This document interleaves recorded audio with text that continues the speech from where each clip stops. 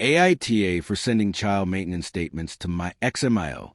I, 35F, split up with my ex just over a year ago.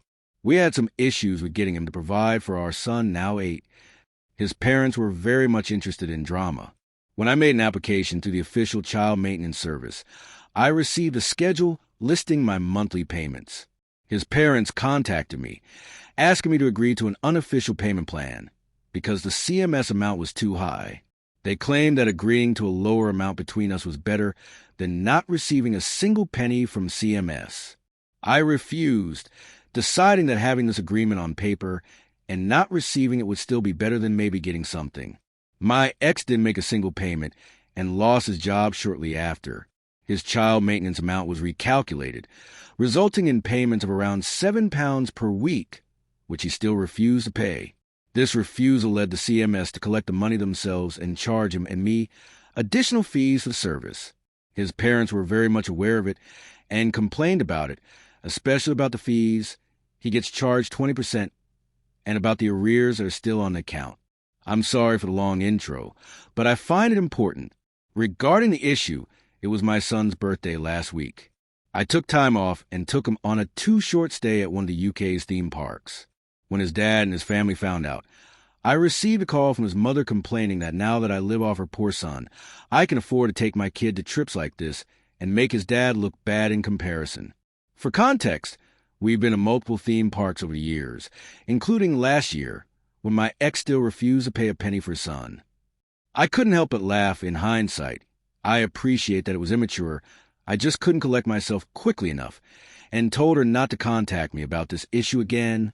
Well, she messaged me shortly after. I received a wall of texts basically telling me off for making her son struggle when I spent his money on memories and making myself look like a better parent. I couldn't take the BS and took 2 screenshots. Holiday booking confirmation, including hotel, park tickets, etc., total child maintenance payments received in the last year. I sent it to her with a note. Has your poor son sponsored our trip, or has he taken an active part in providing for son's name over the last year? You can't claim both. Pick one, please. In response, I received more angry messages from both ex and MIO upset about being called out like that, and from my ex, who was angry that I got his mother involved and that I point out how bad he is at providing for our son. I don't think I got her involved, but my opinion may be skewed. So here I am asking, Reddit, AITA, edit. I thought I'd edit the post to answer the most repeated question. I've been in touch with my ex-in-laws solely to allow them to stay in touch with my son.